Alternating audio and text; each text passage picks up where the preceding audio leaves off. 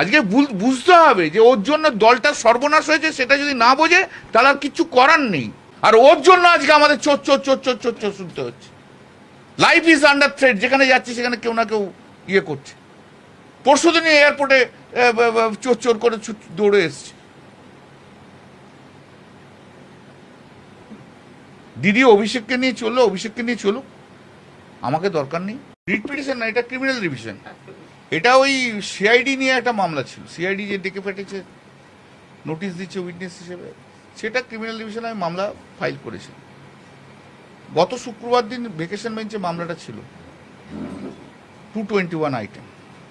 ওই 214-15 পর্যন্ত হলো, তারপর তো ম্যাটার রিচ করলো না। তখন আমি মেনশন করলাম, মেনশন করার পরে সে জজ সাহেব আমাকে বললো বুধবার দিন মামলাটা থাকবে। তো বুধবার দিন মামলা থাকবে, কালকে সকালে মামলা ছিল না লিস্টে। মঙ্গলবার দিন থেকে জানো তো সার্চ হয়েছে অনেক, কামাক স্ট্রিটে, তারপর দিদির অফিসে, সেখানেও আমি উপস্থিত ছিলাম, অনেক দেরিতে গেছি।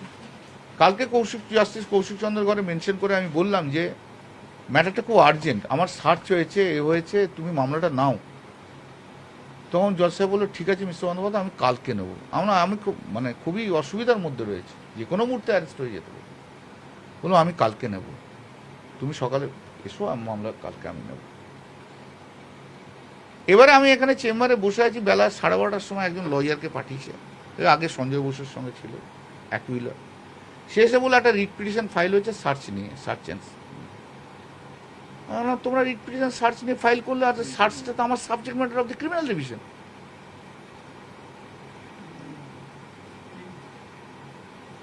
তো আগে সার্চ ইলিগাল কি লিগাল তার ভিত্তিতে তো জজ ওখানে অর্ডার দেবে, সেটা সাবজেক্ট ম্যাটার হয়ে গেল। আমার তো, আমি তো ওখানে অ্যাফিডেভিট করছি, তো তোমরা একবার কেউ আমাকে জানালে না রিট পিটিশন ফাইল করেছো?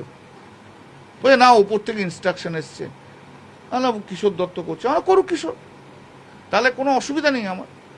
কিন্তু তোমরা আমাকে দেওয়ার মামলা করো, কারণ তোমাদের যখন ডিফারেন্ট ওপিনিয়ন, ডিফারেন্ট লোকের রয়েছে, তাহলে আমাকে করার দরকার নেই। আমাকে ডাস্টবিন হিসেবে ট্রিট করো না, আমাকে বলে দাও ঘন্টাখানেকের মধ্যে আমি করবো কি করবো না, কিছু জানাইনি। আমি সন্ধ্যেবেলায় কালকে পড়ে আবার রেডি হলাম, যা মামলা করতে কিছু যখন জানাইনি। রাত্রি 12:30টার সময় আমার ছেলেকে টেক্সট করে বলেছে যে আমাকে থাকার দরকার নেই, অয়ন ভরচার্জ থাকবে।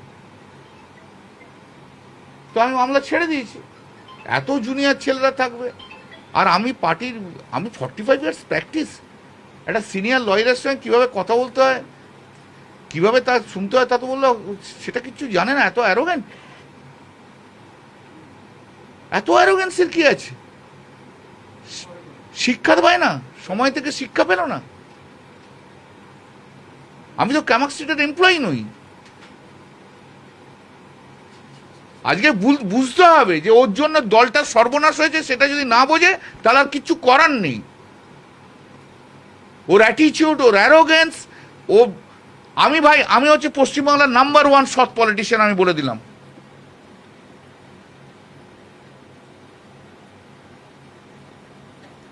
আর ওর জন্য আজকে আমাদের চোর চোর চোর চোর চোর চোর শুনতে হচ্ছে।